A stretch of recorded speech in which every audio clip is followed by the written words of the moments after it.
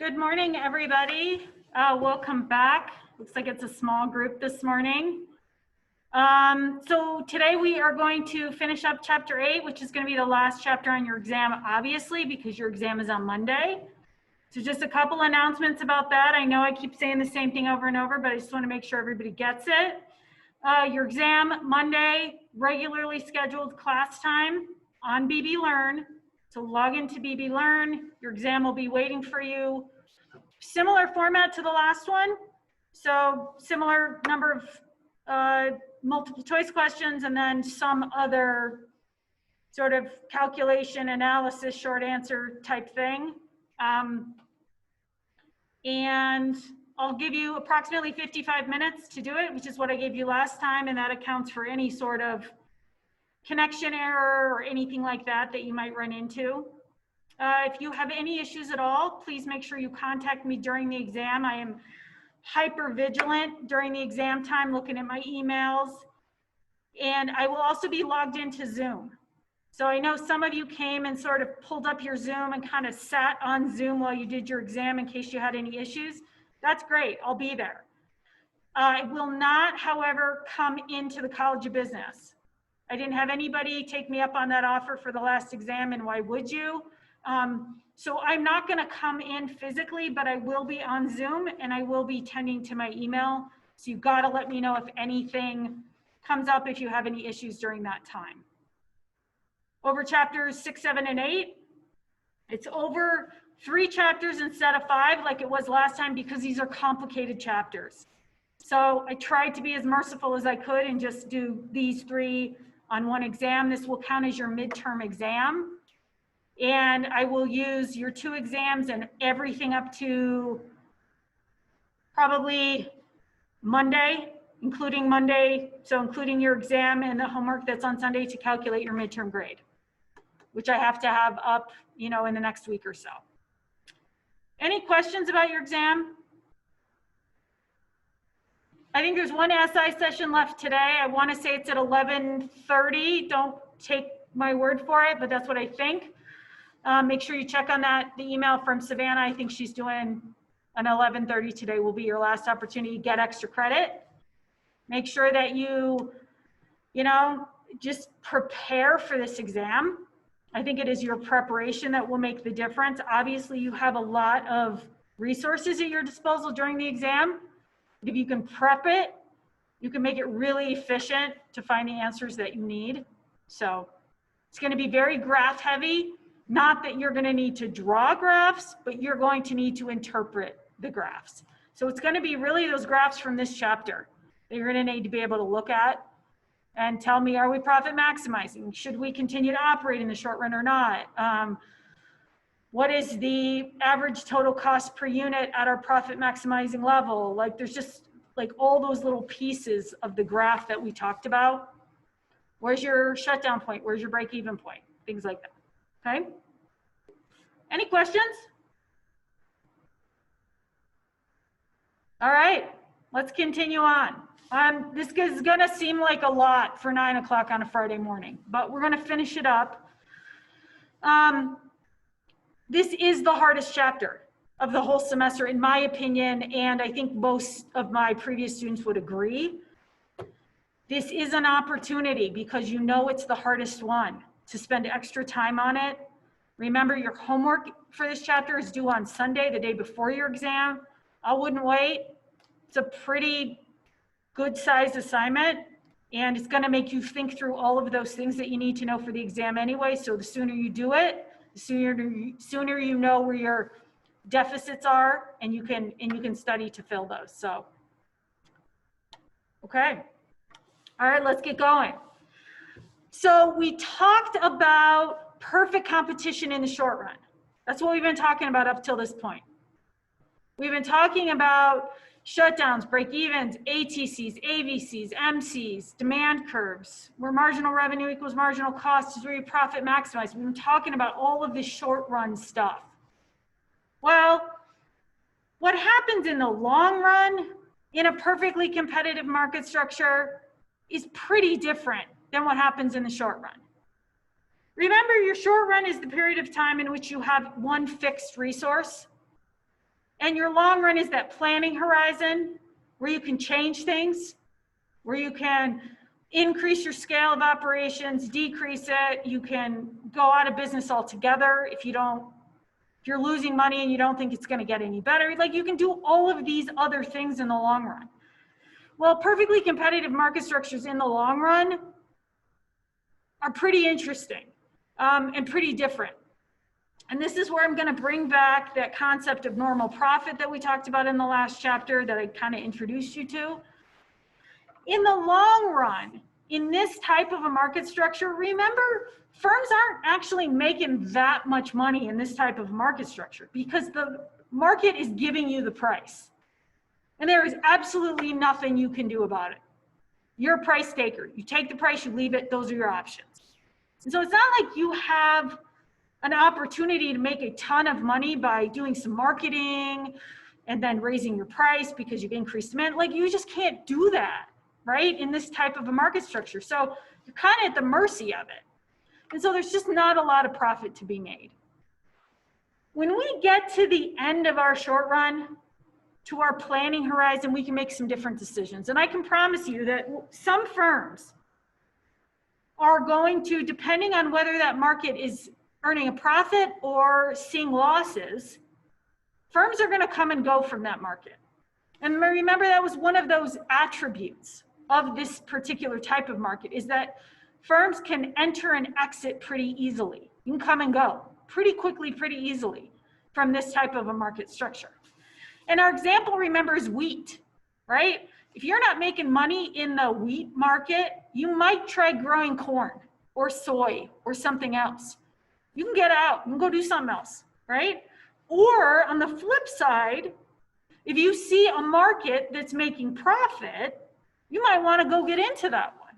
So you might want to leave the one you're in and go and get into another one, or stay in the one you're at and increase your operations. But there's this flexibility to come and go, and that's an important factor here, right? In the long run, firms will come and go. Firms will adjust their scale of operation.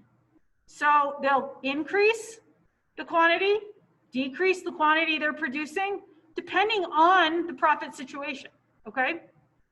Remember that all resources are variable in the long run.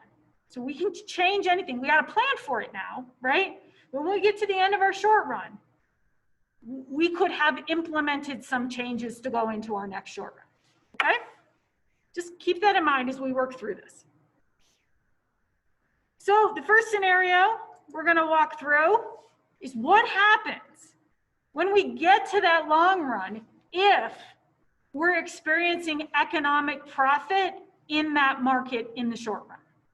So we're seeing profit in the short run, economic profit to be exact, right? If we are experiencing profits, we can expect to attract attention for that. In these types of markets, in perfectly competitive markets, there's not a lot of profit to be had. So if other firms see profit, that's attractive. So when we're talking about this farm example, you know, if a farmer's not making profit growing one thing, but they see that in our market for wheat, we're making profit, they want a piece of that. They want in. It's attractive, okay? So new firms will enter the market if we're seeing profit. Existing firms already in the market, they're not going to leave, right? But they're probably going to adjust their scale of operation instead. They're probably going to increase production instead because they're making a profit. If you're making a profit, let's make more units. See if we can make more profit, right? Clearly, there's good stuff happening right now, and we're going to take advantage of that. Due to that entry into the market, what actually is going to happen in that market when the supply shifts to the right, because we're increasing supply to that market, new firms are entering, and we're probably going to want to make more, the existing firms that are already there. We can expect the supply curve to shift to the right. We can expect the supply curve to increase. And when it does, it actually takes all that profit and erodes every single bit of it. Okay, so let me walk you through that on the board, okay? So we're in a market. We have supply, we have demand, okay? We're making money in this market. Firms are chasing the profit. They're entering the market. We're increasing our scale of operations. We would expect, this is our equilibrium, okay? We would expect the supply curve then to shift to the right, okay? Supply one or supply prime, however we want to look at that, okay? And we now have a new equilibrium right here. Our price, our market price just went down. So by trying to chase those profits, what all those companies have actually ended up doing is eroding the profits. Well, we're in a new short run, right? We've got all these new firms. We've expanded our scale of operation, right? By the time we get through this short run, this is all going to have adjusted. And we're going to now receive a lower price for our good. Everybody is. The profit is going to disappear, right? Because the price has been driven down. We're not making, our costs haven't changed. Our costs have probably stayed the same, relatively, right? And now we're just getting a lower price. Here's what happens in a perfectly competitive market structure in the long run. If you're recognizing profits, it's going to shift the supply curve, drive down the price, profit's going to disappear. And in the long run, everybody's actually going to break even. What do I mean by break even? I mean operate at their break even point. End up with a price that's at break even. Because profits, as long as there are profits in that market, firms are going to continue to come in. The supply curve is going to continue to shift until there's nothing left to chase. Okay? So when I say break even, what I am talking about is the condition of normal profit.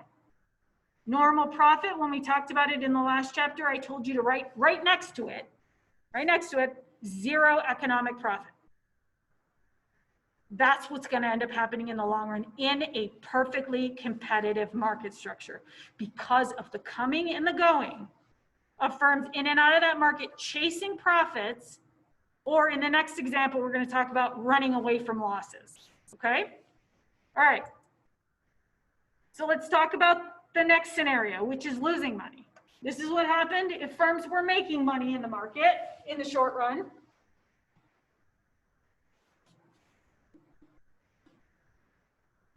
Now, let's do losses. So here's supply, here's demand, okay? Now firms are losing money in the market in the short run. So we're losing money, but some of us are continuing to operate, right? We analyzed that graph on Wednesday. Minimizing losses, should you shut down, should you continue to operate in the short run, etc., right? When I told you that, I said, well, what should we do in the long run? What would be your answer to that? We actually don't know. But when we get to the long run, some firms are going to be out. They're going to be like, I'm out, right? I don't see this thing getting any better. I can't continue to recognize losses anymore. I'm out. And firms will exit the market if the market's experiencing losses. Individual firms are experiencing losses, right? Or maybe if you decide to stay in the market, what you have to do to survive is you have to just reduce your scale of operations, make less in order to try and survive this next short run, whatever, okay?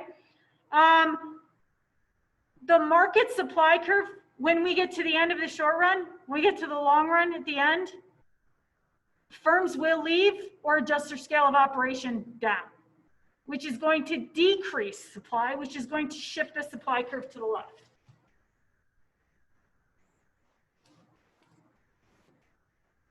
Okay, now we went from an equilibrium here to an equilibrium up here. The price has now gone up. Well, that's actually good news for you if you stayed, because that now offsets your loss. Like you had losses, but enough people got out of the market that it shifted the supply curve, allowed the price to go back up, and you don't have to experience losses anymore. So it's actually this sort of natural thing that happens as firms chase profits or try and run away from losses and find profit someplace else. It's this coming and this going that creates this long run equilibrium where those losses in this case disappear because of the price increase. We're now getting more money because remember, we're price takers. So when the price in the market goes up, the individual suppliers get that price, right? It's a great thing. And hopefully, in the end, those firms break even as well. Because remember, firms will continue to move, right? If there's any loss to run away from, some will leave. If there's any profit to go find, they will go find it. And so that will continue until there's no reason to go anywhere, okay? That no reason to go anywhere is actually economic break even. Here's the thing. Will an accountant still tell these firms that they're earning a profit even when they're economic breaking even? Yeah, because remember, accounting profit is so much lower than economic profit. Then an accountant is going to sit there and say, oh, you guys are making a profit, everything's fine. An economist is going to be like, well, actually, you're just breaking even, but it's actually the best you can do in this market structure. Because we take into account those implied or implicit costs, right? Which nobody records. Nobody keeps track of opportunity costs that you've lost, except for somebody who understands econ, right? An accountant's going to be like, oh, you're fine. You're making money. From an economic perspective, they're recognizing normal profit or zero economic profit in the long run in this particular market structure. Okay? That's all they can hope for. It's fine. Okay? All right. So this is just a summary. This is just a summary of those two scenarios that we talked about. And that is this drive to shift the market and how it really just results in zero economic profit in the long run for everyone. So firms enter, leave the market, change their scale of operation, which means they increase their production, they decrease their production, whatever, right? They're just trying to find the best place to operate, profit maximize, right? The supply curve is going to shift because of the coming and the going and changing scale of operation. Supply curve is going to shift one direction or another, which is going to change the price. When the price in the market changes, we get a different horizontal demand curve at a new price, either lower or higher, depending on how the market shifted, how the supply curve shifted, right? So the demand curve shifts, that perfectly horizontal demand curve is going to shift. And we end up at a place we call long run equilibrium for this market. I don't want you to get really caught up in that formula there, that long run equilibrium formula, but let me I think I can give you a glimpse at how to read that. MR equals MC equals ATC equals LRAC. Just give me a minute and I'll walk you through it, okay? So let's look at the first part of the formula, the equation, if you will. MR equals MC. You know MR equals MC, right? Marginal revenue equals marginal cost. So we are, it appears in long run equilibrium, we are at profit maximizing levels. This is as good as it gets for us. Yet, we are just covering average total cost. Do you remember that break-even point we looked at on the graph on Wednesday? That's what we're talking about here. We're talking about that price where we are just breaking even, where we are equal to our ATC. So what we're implying here in LRAC is long run average cost, okay? Don't overthink that. Remember, that was that big, thick curve that sort of skimmed to the outside of all of our short run average cost curves, okay? You don't need to overthink this, okay? This is basically just saying this is as good as it gets for us, and we're just covering average total cost. Let's break even, okay? We're experiencing that condition of normal profit in the long run, which is equal to zero economic profit. It's still a positive accounting profit, but we don't care about that in this class, right? But it's why the accountants or the management might say, wow, we're doing really, really great, right? Well, yeah, except for you're actually just breaking even, okay? So that's what the long run looks like for perfectly competitive market structure.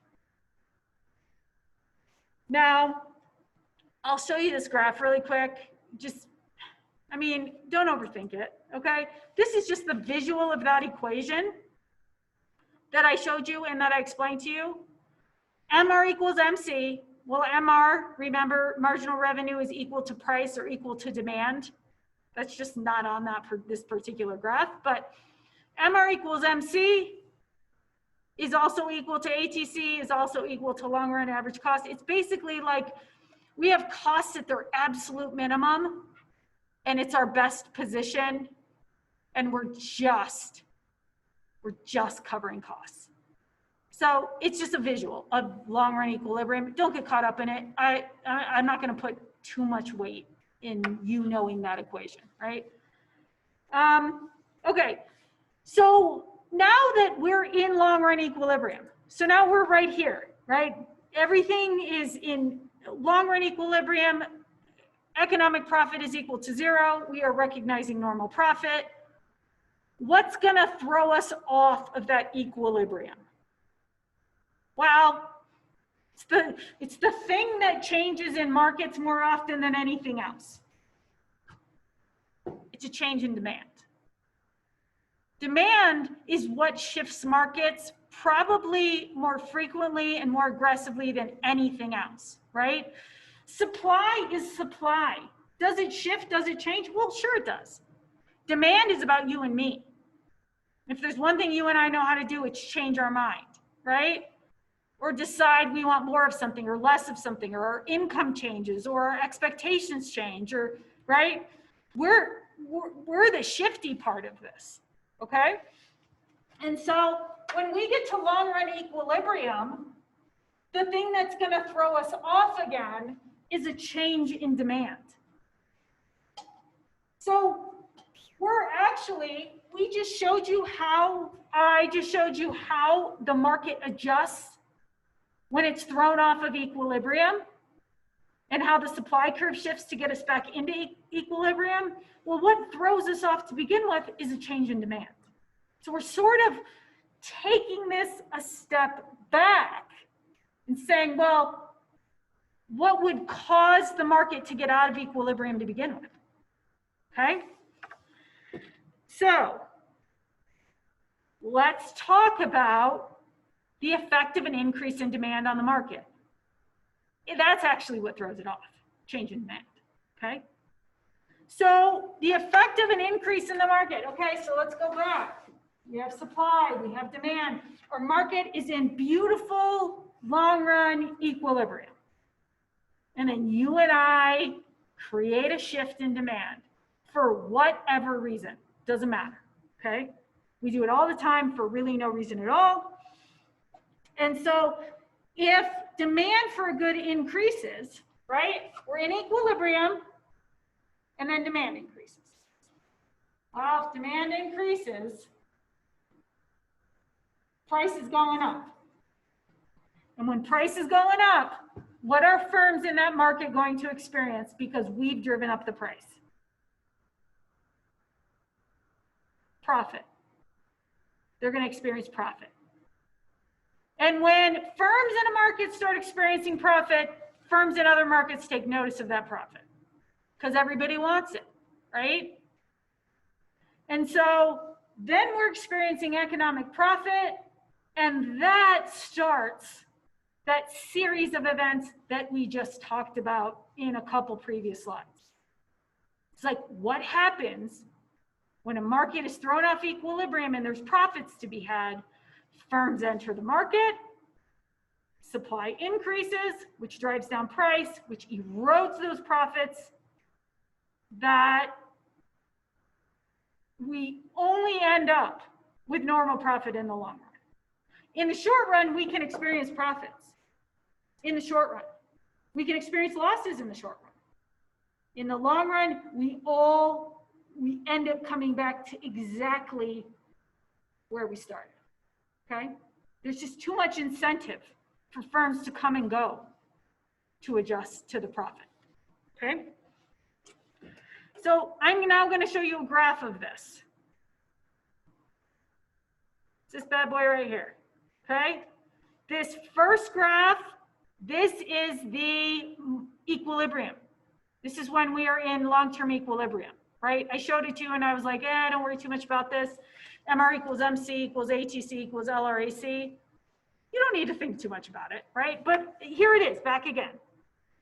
The important thing to notice is that for whatever reason, you and I increased demand, which drove up the price.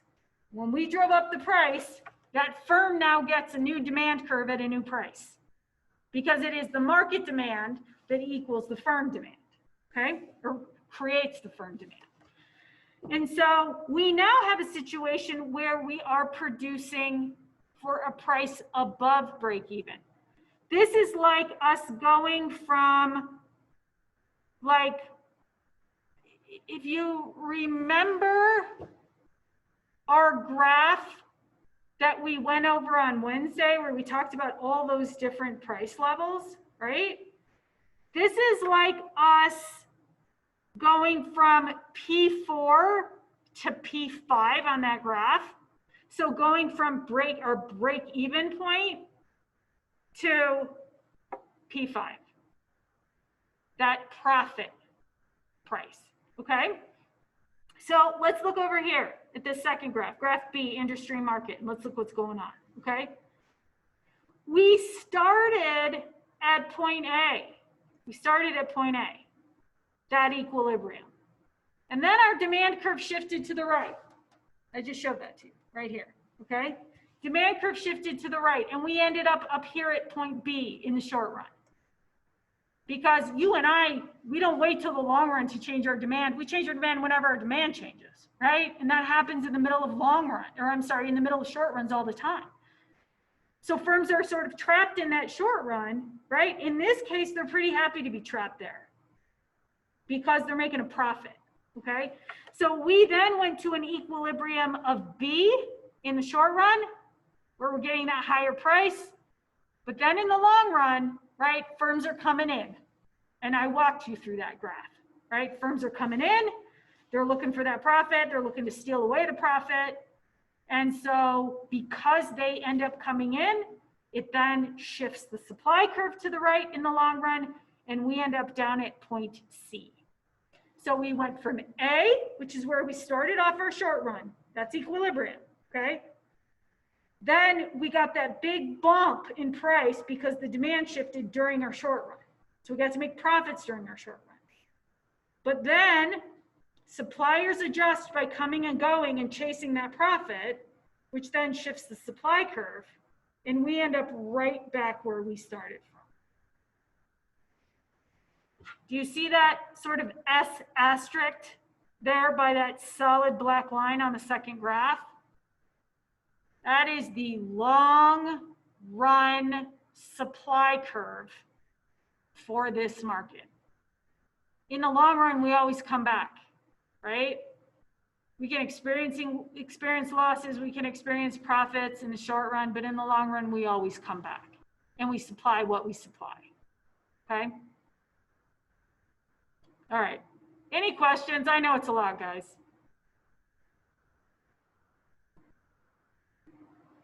All right. Assuming your eyes have not rolled back in your head yet, let's keep going. All right, this is the opposite driver. This is a decrease in demand, right? So this is the thing that throws the market off of its long run equilibrium. It gets back to long run, something happens. Then it gets back to long run again, then something happens. That something is a change in demand. We talked about an increase in demand. Let's talk about a decrease in demand now.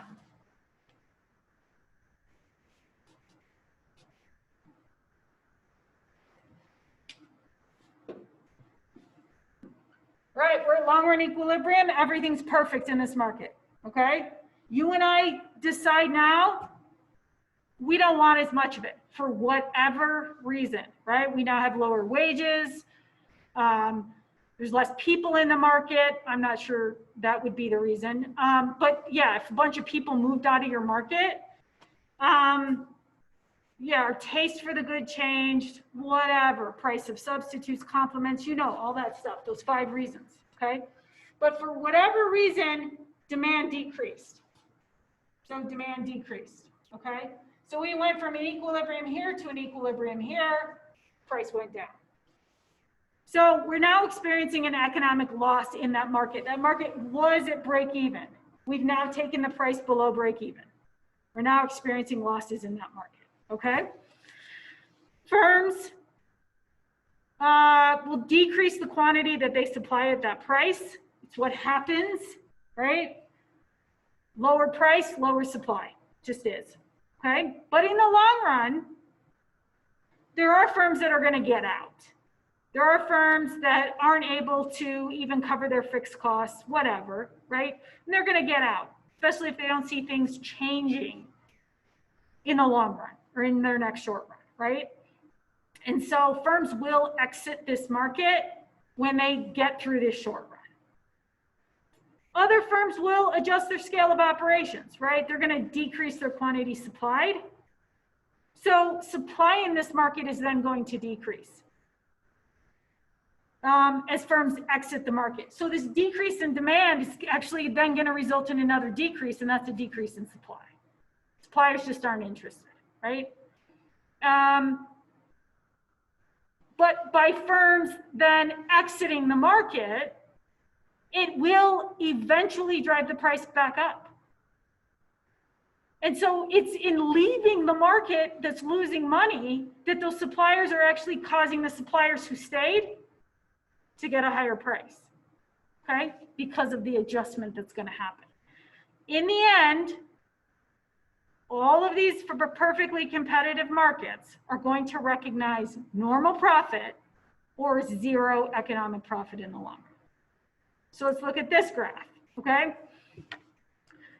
Up here, right, we are looking at our equilibrium, our long run equilibrium, this nest of curves, right?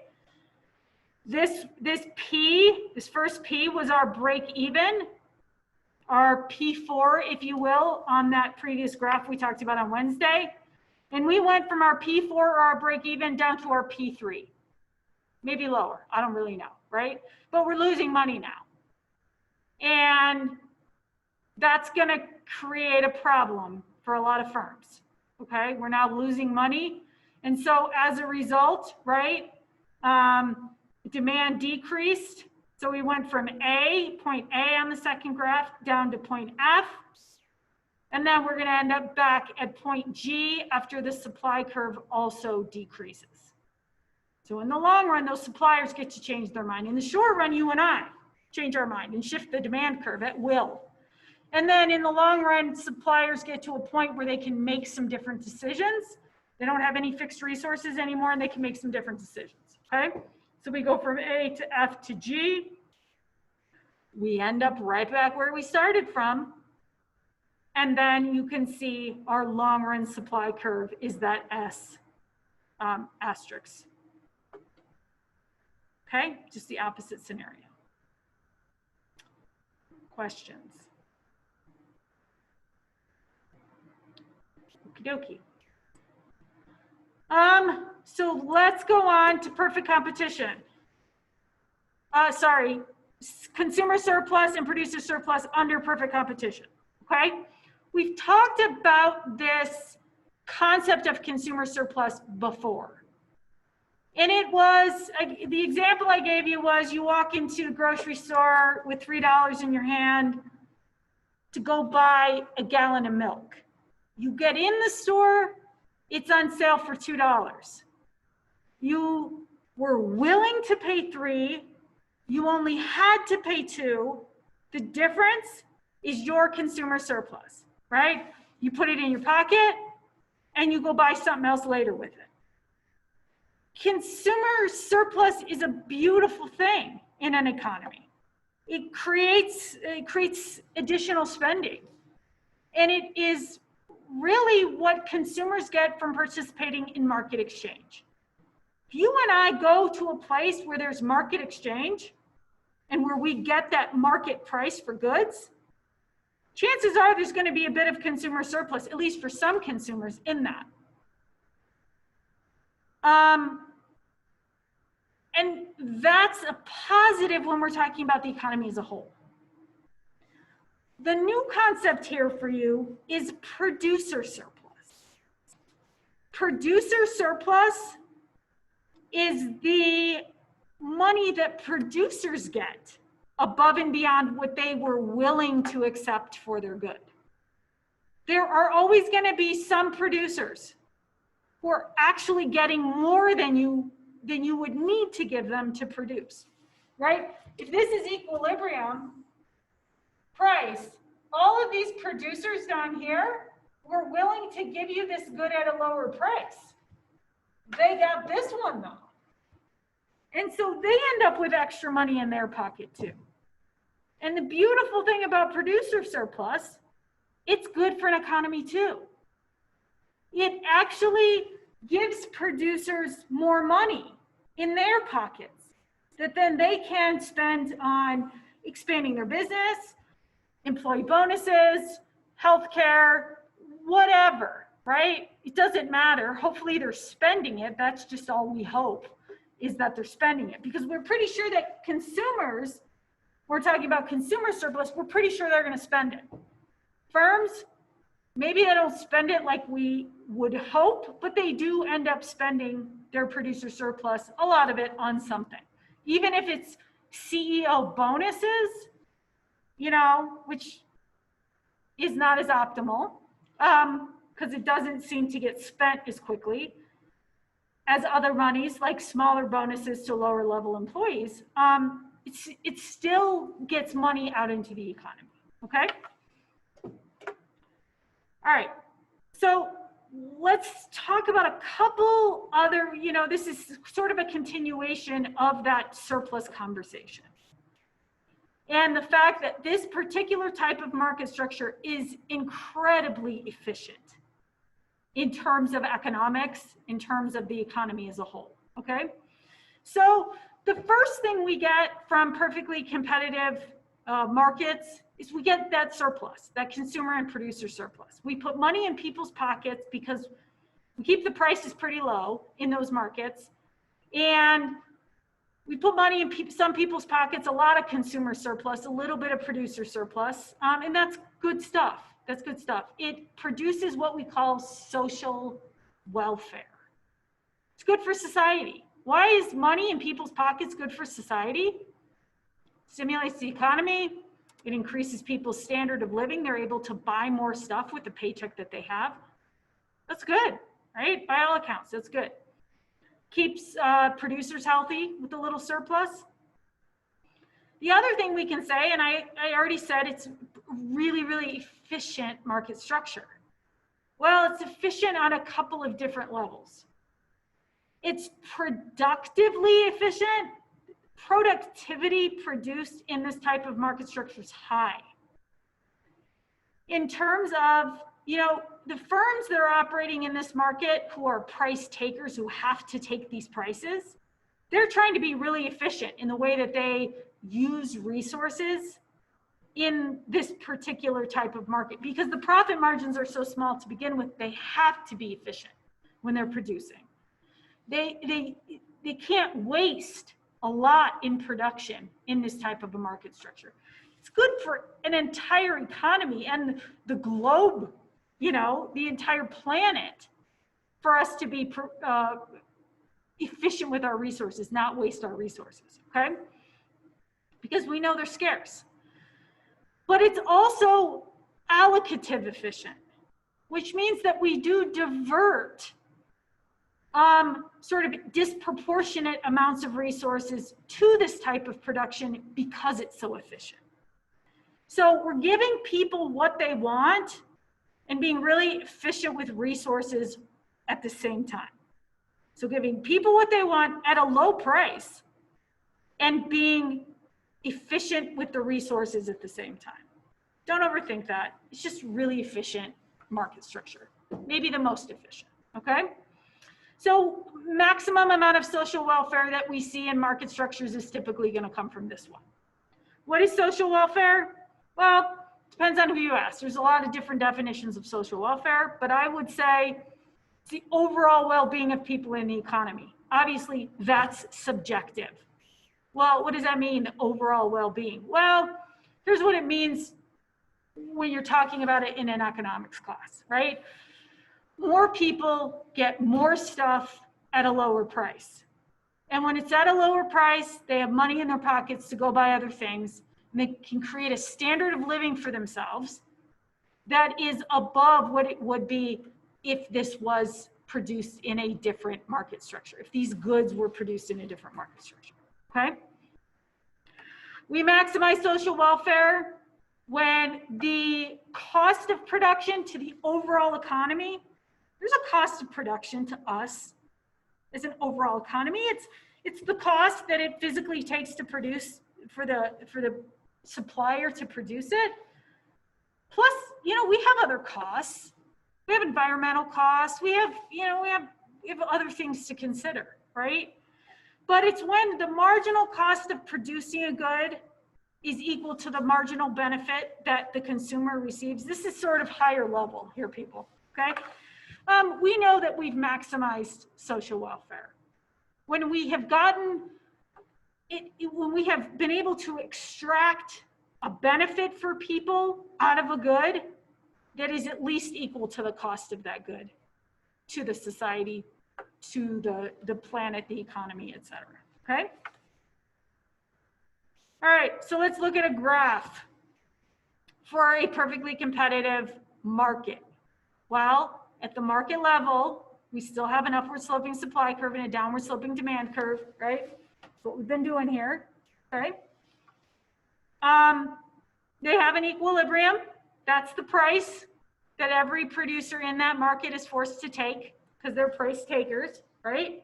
And so in this case, it looks to be $10. And then we have the supply curve. It's upward sloping, exactly like we would expect it to be. It ends at point M. The supply curve doesn't go all the way to the origin. We talked about that in chapter 4, like why doesn't a supply curve go to the origin? Well, because there is a certain number at which no supplier is willing to supply anything below. Because it's a losing proposition. That point M there, right, that you see that $5, where did that come from?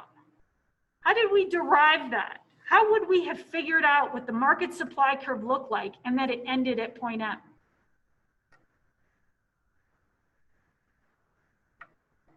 If you think back to the lecture from Wednesday and how we come up with market supply curves, why would it end at point M? What's significant about that point?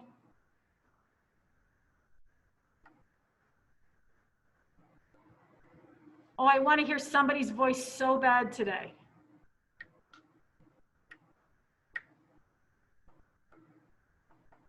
What is it about point M? Let's go back to here. Remember, we added up all of the individual supply curves from the individual firms or producers in the market, and that gave us our market supply curve, right? And it ends here because these end here. Well, why do these end here? Well, because, right, nobody's willing to supply below their shutdown point. Well, so that's what that is. It's the shutdown point. This $5 signifies that shutdown price for producers in this market.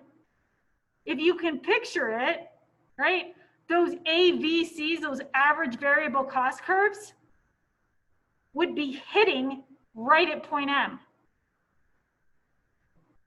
right at point M is where that variable cost curve would be, which means that any price below $5, we would not accept because we're not even covering our AVC.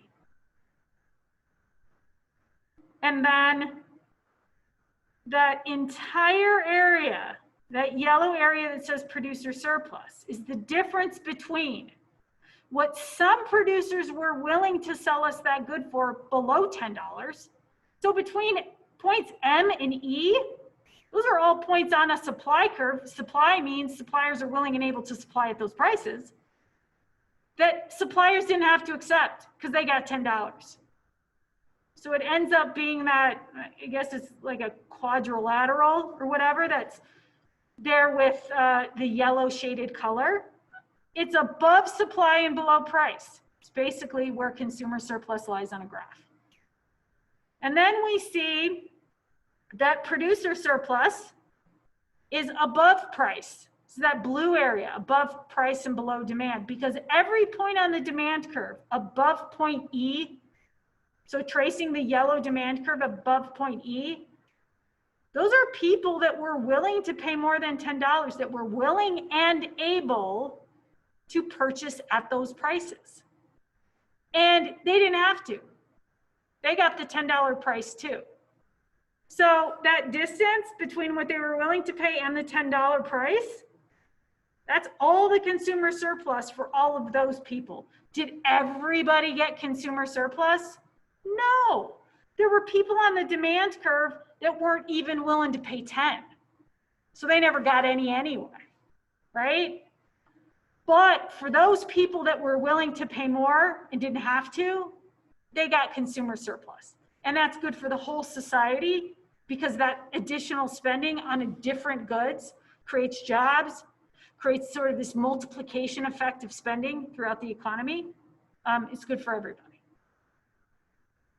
Any questions on that? All right, it appears you've all had enough for today. Enough for the week. You have been through the hardest part of this class. Now you just have to understand what you just heard this week. Once you can do that, I think you're on the downhill slide. But I would really caution you against sort of neglecting to spend time on this. You have homework due on Sunday night. Work on it. Think about it. Go back to it. Look over this PowerPoint a couple extra times until you feel like it's beyond necessary, right? It's just going to help you out for the future chapters. Anything else I can help anybody with? Any questions you have? Questions about the exam, about this chapter?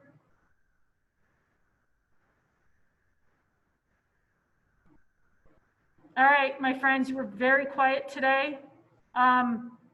I will not be in the classroom on Monday, but you can connect to Zoom and I will be on the other end. So feel free to do that. I know some of you did that last time.